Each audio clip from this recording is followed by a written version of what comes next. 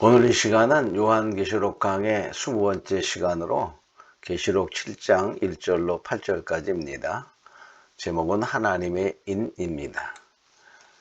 전체적으로 보면 20번째 시간이지만은 이제 7장을 보면 계시록 7장으로 첫 번째 시간 계시록 7장 1절로 8절의 말씀, 제목은 하나님의 인입니다.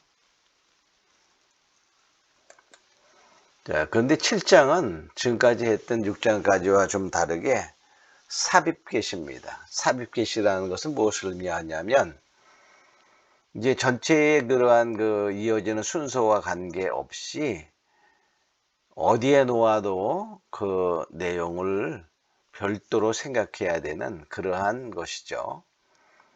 자, 계시록 지금까지 보면은 첫째인, 둘째인 해서 쭉 해서 여섯째인을 띄었습니다. 자, 그러면 그 다음에 뭐가 나와야 되죠? 일곱째인을 뗄 때에 이렇게 내용이 나야 될 텐데, 그것은 8장에서 나오고 7장은 삽입계시, 어디에 넣어도 이제 문제가 되지 않고, 그래서 별도로 해석을 해야 되는 그러한 것을 삽입계시라 이렇게 보면 됩니다. 자, 이제 그럼 1절을 봅니다. 네 천사가 네 모퉁이에 선 것을 보니, 네 천사가 땅 네 모퉁이에 섰다. 이 말은 네 모퉁이는 동서남북을 가리키죠. 동서남북을 가리키며 또한 여기서는 온 세상을 뜻한다. 이렇게 보면 됩니다. 근데 그 네 모퉁이에 천사가 섰어. 천사가 사방의 바람을 붙잡았다. 이렇게 말해. 바람은 은혜 시대에는 성령의 역사, 하나님의 그 성령의 은혜를 의미하지만, 종말 시대에는 전쟁이나 환란이나 심판을 상징하게 됩니다. 예레미야 4장 12절에 보면 이보다 더 강한 바람이 나를 위하여 오리니 이제 내가 그들에게 심판을 베풀 것이라. 바람이 오는데 그것은 하나님의 심판의 바람이다. 이렇게 말하고 있어요. 붙잡아. 그 말은 바람을 붙잡아 불지 못하게 하는 것이니까 환란이나 전쟁이 일어나지 않도록 지금 막고 있다. 그런 뜻이죠. 그래서 마지막에 이러한 환란의 전쟁이 천사들이 땅 모퉁이를 붙잡고 있기 때문에 아직 바람이 불지 않는 상태이다. 이런 뜻입니다. 자, 땅이나 바다나 각종 나무에 불지 못하게 하더라. 그 말은 전쟁이 지금 일어나지 않고 마지막에 환란이 일어나지 않고 있는 그러한 모습을 말합니다. 땅과 바다는 세상을 의미합니다. 나무는 뭐냐? 사람들을 의미하죠. 환란이 오면, 전쟁이 오면 사람들의 막대한 피해와 곤란과 어려움과 죽음까지 오지요. 이사야 5장 7절에 보면 여호와의 포도원은 이스라엘 족속이요 그의 기뻐하는 나무는 유다 사람이라. 그 나무를 유다 사람, 표현한 것처럼 나무는 사람을 의미합니다.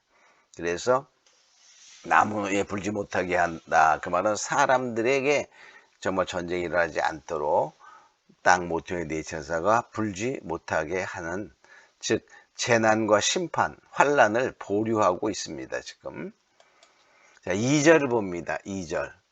다른 천사가 살아계신 하나님의 인을 가지고, 그러니까 네 모퉁이의 바람을 붙잡은 천사와 다른 천사가 하나님의 인을 가지고 옵니다. 하나님의 인은 하나님의 도장을 의미하는데, 자, 하나님의 인, 그러면은 우리가 잘 안 들어봤기 때문에 계시록을 공부하지 않은 사람들은 좀 이상하게 생각합니다. 뭐 성경의 성령의 인은 우리가 많이 이제 설교를 들어보았고, 성령의 인이란 말은 목사님들이 많이 설교하기 때문에 이상하지 않지만, 하나님의 인, 그럼 뭔가 어색하고, 또는 심지어는 어떤 사람들은 이단이다 이렇게 말하는 사람들이 있어요. 그러나 하나님의 인은 과연 무엇인가 우리가 알고 나면 얼마나 중요한가를 알 수 있게 됩니다. 자, 우리가 예수님을 닮자, 예수님처럼 하자, 뭐 이렇게 말한다면 너무나 좋고 당연한 말이고 그렇게 되고 싶어 하지요. 그러면 하나님의 인은, 예수님은 하나님의 인 치신 자다, 하나님께서 인쳤다 이렇게 말합니다. 요한복음 6장 27절에 보면 썩는 양식을 위하여 일하지 말고 영생하도록 있는 양식을 위하여 하라. 이 양식은 인자가 너에게 주니 인자는 즉 예수님이죠. 아버지 하나님의 인치신 자니라. 바로 예수님이 말씀하셨어요. 자신은 아버지의 인치신 자다. 그건 아버지의 도장을 맞았어요.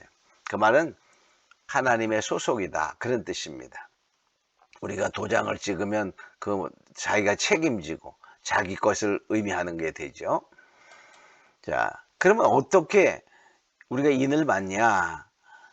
자, 요한복음 3장 33절에 보면 그의 증거, 이건 세례 요한이 말하는데 그의 증거에 그는 예수님을 말합니다. 예수님의 증거를 받는 이는 하나님이 참되시다 하여 인쳤느니라. 하나님이 참되시다 하여 인쳤다는 거예요. 그러니까 결과적으로 하나님의 말씀을 받아들이는 자, 액면 그대로 받아들이는 자, 순수하게 받아들이는 자, 이것저것 가리고 필요한 것만 받는 것이나 하나님의 말씀을 받는 자들을 하나님이 인치신다 이렇게 말합니다. 또 에스겔서 9장 4절에 보면 너는 예루살렘 중에 순행하여 그 가운데 행하는 모든 가증한 일로 인하여 탄식하며 오는 자의 이마에 표하라. 그러니까 예루살렘은 오늘날의 교회입니다. 거기에서 정말 가증한 일들을 인하여 탄식하며 오는 자, 정말 교회의 타락 때문에 탄식하며 그것 때문에 우는 자의 하나님의 그 인을 쳐라 표하라 이렇게 말하고 있어요. 우리가 마지막 때에는 하나님의 인을 받느냐 그렇지 않으면 짐승의 표를 받느냐 둘 중에 하나입니다. 하나님의 인 받지 아니한 자는 마지막 때에 반드시 짐승의 표를 받게 되어 있습니다. 짐승의 표를 받으면 어떻게 되죠? 우리가 많이 들어봤죠? 666을 받으면 영원한 멸망인 것입니다. 자, 그래서 이는 우리가 하나의 도장을 말하죠. 보증의 표요. 소유나 그 보호를 뜻하며 그 소속을 의미하게 됩니다. 그래서 하나님과 어린 양의 소유가 된다 하는 의미가 되죠. 자, 그런데 어디에서부터 오냐? 해 돋는 데로부터 올라와서 해 돋는 데는 것은 동쪽이죠. 동방의 마지막 때 동방의 역사를 말하는 거예요. 이사야 46장 11절에 보면 내가 동방에서 독소리를 부르며 먼 나라에서 나의 모략을 이룰 사람을 부를 것이라. 하나님이 동방에서 독소리를 부린다 그래요. 근데 이 독소리를 부른다는 말은 하나님께서 모세를 통하여 이스라엘 백성들을 애굽에서 이끌어냈던 사건을 가리켜 하나님께서 내가 독수리의 날개로 업어날랐다 이렇게 말하고 있죠. 그래서 우리가 독수리는 마지막 때에도 마찬가지로 출애굽의 역사와 같이 하나님의 능력과 권능의 역사로 하나님의 종 모세를 사용했던 것처럼 그들을 정말 마지막 때 두 주인들을 사용하여 그런 역사를 이룬다는 것입니다. 이사야 43장 5절에 보면 두려워 말라 내가 너와 함께하여 네 자손을 동방에서부터 오게 하며 서방에서부터 너를 모을 것이다 이렇게 말하고 있지요. 자, 3절을 봅니다. 하나님의 종들의 그러니까 하나님의 종 여기서는 그 하나님의 종들의 이마에 치는데 하나님의 종들은 하나님의 특별히 마지막 때 선택된 종들이다 이렇게 말합니다. 이마에 인치기까지. 자, 우리가 인을 좀 더 한번 살펴보면 과연 인이 무엇인가? 우리가 처음 듣는 사람들은 많이 정말 이상하게 들릴 수도 있어요. 그러나 성경을 자세히 살펴보면 결코 그렇지 않고 꼭 하나님의 인을 우리가 맞아야 한다는 걸 알 수 있어요. 계시록 7장 4절에 보면 내가 입 맞은 자의 수를 들으니 이스라엘 자손의 각 지파 중에 입 맞은 자가 14만 4천이니 자, 입 맞은 자가 14만 4천 명이었다 이렇게 말하고 있어요. 근데 그 14만 4천은 계시록 14장 1절에 보면 내가 보니 보라 어린 양이 시온산에 섰고 그와 함께 14만 4천이 섰는데 그 이마에 어린 양의 이름과 아버지의 이름을 쓴 것이 있더라. 그 14만 4천의 이마에 보니까 어린 양의 이름, 즉 예수님의 이름과 아버지의 이름 쓴 것이 있다 그랬어요. 근데 그 이는 뭐죠? 그러니까 예수의 이름, 아버지의 이름입니다. 근데 그 이름이 무엇인가를 보면 알 수 있어요. 자, 이름은 무엇인가? 계시록 13장 12절에 보면 성전 기둥에 기록할 예수님의 새 이름이 있었어요. 계시록 13장 12절에 보면 이기는 자는 내 하나님 성전에 기둥되게 하리니 그가 결코 다시 나가지 아니하리라. 내가 하나님의 이름과 하나님의 성 곧 예루살렘에서 내 하나님께로부터 내려오는 새 예루살렘의 이름과 나의 새 이름을 그 위에 기록하리라. 나의 새 이름을 기록하리라. 즉 성전 기둥되게 하고 이기는 자에게 바로 예수님의 새 이름을 거기에 기록한다 그랬어요. 그러니까 지금까지 있던 이름이 아니라 예수님의 새 이름이에요. 자, 그러니까 또 계시록 19장 11절로 13절에 보면 자, 백마탄 자는 예수님을 가리키는데 그가 바로 자기만 아는 이름이 있다 그랬어요. 계시록 3장 12절에는 이기는 자에게 기록되는 이름 예수님의 새 이름이라 그랬는데 계시록 19장에는 자기만 아는 이름이라 이렇게 말합니다. 계시록 19장 11절로 13절에 보면 내가 하늘이 열린 것을 보니 보라 백마와 탄자가 있으니 그 이름은 충신과 진실이라. 공의로 심판하며 싸우더라. 예수님을 가리킵니다. 그 눈이 불꽃 같고 그 머리에 많은 면류관이 있고 또 이름 쓴 것이 하나 있으니 자기밖에 아는 자가 없고 또 그가 피 뿌린 옷을 입었는데 그 이름은 하나님의 말씀이라 칭하더라. 여기 보니까 이름 쓴 것 하나가 있는데 자기만 아는 이름. 그래서 자기만 아는 이름. 근데 그 이름은 하나님의 말씀이다. 그러니까 결과적으로 하나님의 인이란 말은 하나님의 말씀을 그러니까 하나님의 입 맞았다. 그런 말은 다른 말로 하나님의 말씀으로 무장되었다. 하나님의 말씀을 가졌다. 그런 뜻이 됩니다. 또 4절 봅니다. 내가 입 맞은 사의 수를 들으니 각 지파 중에서 다 맞아가지고 14만 4천이니 그랬어요. 자, 14만 4천이 여기서 맞죠. 자, 각 지파 중에서 입 맞은 자들이 14만 4천이다. 그랬어요. 그러니까 각 지파는 12지파잖아요. 그러니까 한 지파에 12,000명씩 12를 하면은 14만 4천이 됩니다. 자, 그런데 이 14만 4천이 어떤 경우에는 구원받은 전체의 수다 이렇게 주장하기도 합니다. 구원받은 전체의 수라면 바로 이 입맞은 자는 뭡니까? 환란 시대 치는 거잖아요. 환란 시대에 치기 때문에 구원받은 전체의 수가 될 수 없어요. 또 어떤 사람은 14만 4천은 거기 12지파로 표현되어 있으니까 바로 유대인들이다 이렇게 주장하게 됩니다. 자, 근데 그 유대인이 될 수 없는 이유가 있어요. 자, 첫째, 이방인의 구원은 그러면 성령의 인으로 되고 유대인의 구원은 하나님의 인이라고 하는 구원의 방법이 달라지게 되죠. 구원은 다 무엇으로? 믿음으로 받는 거예요. 믿음으로 구원받는 원리는 유대인이나 헬레나 차별 없이 언제나 똑같습니다. 창세로부터 지금까지 구원은 다 믿음으로 되는 것입니다. 자, 또 두 번째, 보좌 앞에 새 노래를 부를 자들은 유대인밖에 없다. 여기 계시록 14장 3절에 보면 자, 새 노래를 부를 자들은 누구냐고 말하고 이렇게 말해요. 저희가 보좌와 내 생물과 장로들 앞에서 새 노래를 부르니 땅에서 구속함을 얻은 14만 4천인 밖에는 능히 이 노래를 배울 자가 없더라. 14만 4천만 하나님의 보좌 앞에 새 노래를 부를 수 있다. 이렇게 말합니다. 그러니까 새 노래를 부르는 자는 누구죠? 마저 환란을 이기고 주님 앞에 나아간 모든 능히 셀 수 없는 큰 무리들이 하나님 앞에 새 노래를 부른다. 이렇게 말하고 있죠. 자, 또 지금 보면 지파가 다 무너진 상태예요. 또 여기 12지파에 보면은 단지파가 빠져 있어요. 자, 그러니까 유대인이라고 주장하는 것은 우리가 맞지 않는다. 이렇게 볼 수 있어요.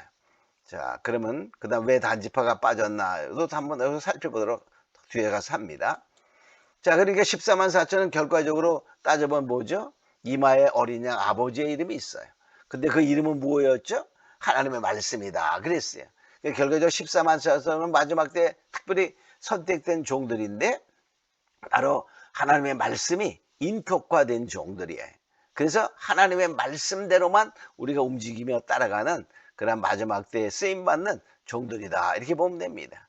또 그들은 새 노래를 부른다. 그래, 새 노래를. 14만 4천이 새 노래를 부른다. 그러니까 새 노래는 바로 무슨 노래일까? 또 이들은 결과적으로 성숙한 영적인 성장한 자들이 부르는 노래죠. 자, 그런데 계시록 15장 3절에 보면 이렇게 나와요. 하나님의 종 모세의 노래, 어린 양의 노래를 불러 가로되. 그러니까 이들이 부르는 노래는 모세의 노래와 어린 양의 노래입니다. 그러니까 새 노래는 모세의 노래. 모세의 노래는 뭐죠? 모세가 이스라엘 백성을 이끌고 애굽을 나와서 이제 홍해를 건널 때, 홍해를 건넌 다음에 이스라엘 백성들이 정말 하나님을 찬양하고 모세를 찬양하는, 즉 유괴 구원의 노래입니다. 그 홍해를 건넜다는 말은 바로 우리가 구원을 의미하는데, 그때 그들이 얻은 구원은 육체의 구원이에요.